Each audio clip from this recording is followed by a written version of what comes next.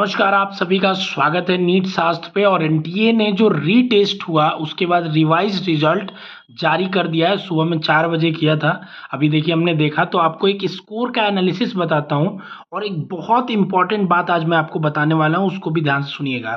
ठीक है, आप देखेंगे तो यहाँ पे साफ साफ लिखा हुआ है, नजर आ रहा है कि 813 बच्चों ने ही टेस्ट दिया था। ठीक है, 1563 बच्चों में से।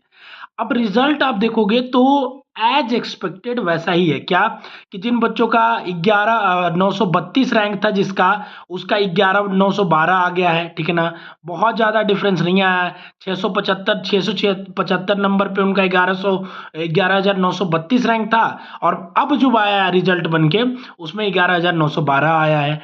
10,002 जिनका रैंक था उनका 9983 रैंक आया है।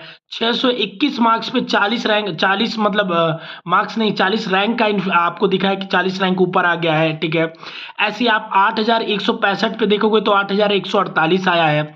और अगर बाउंड्री पे बात करें कि जो हम 655 नंबर कट ऑफ मान के चल रहे हैं कि 655 वाले तक काउंसलिंग के लिए सेफ है, कहीं ना कहीं जब सीटें बढ़ रही हैं उसके अकॉर्डिंगली, तो 24,990 रैंक जिनका था उनका 24,958 हो गया है। तो देखिए, मैं तो ये बात समझ ही नहीं पा रहा था। बहुत सारे महान विद्वान ज्ञानी लोग बता रहे थे कि 1800 1500 का डिफरेंस आएगा।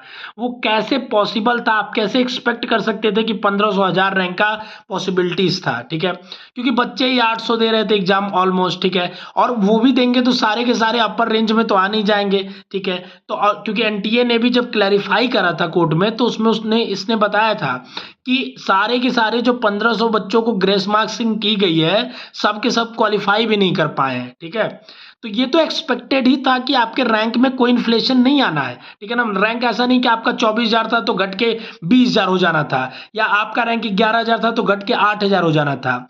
इसीलिए मैं कहता हूं कि दिन भर इधर उधर के लाइव सेशंस और वीडियोस देखना बंद करिए, क्योंकि वो आपको सिर्फ और सिर्फ आपका टाइम वेस्ट करते हैं और आपका ब्रेन वॉश करते हैं। ठीक है, आप सही से अपनी काउंसलिंग को प्लान करना चालू कर दीजिए, क्योंकि 8 तारीख को भी संभवतः हमें नहीं लग रहा है कि कोई आपके फेवर में डिसीजन आएगा। ठीक है, हम चाहते हैं कि आपके फेवर में डिसीजन आए, लेकिन नहीं आता हुआ दिख रहा है, क्योंकि ये जो डिसीजन हुआ था 1500 बच्चों का, यही गलत था। अगर रीटेस्ट कराने का ऑप्शन दे दिए उनके लिए, फिर क्या ही मतलब रह गया? अब 2 बार एग्जाम हो गया, क्या आप सोच रहे हो क्या कि तीसरी बार एग्जाम होने जाएगा? क्या ये पॉसिबिलिटी है? आपने नीट एग्जाम लिखा है, आप एक टैलेंटेड बच्चे हो, आप थोड़ा दिमाग से सोचो। 2 बार एग्जाम हो गया, क्या तीसरी बार फिर से चांसेस है एग्जाम होने के?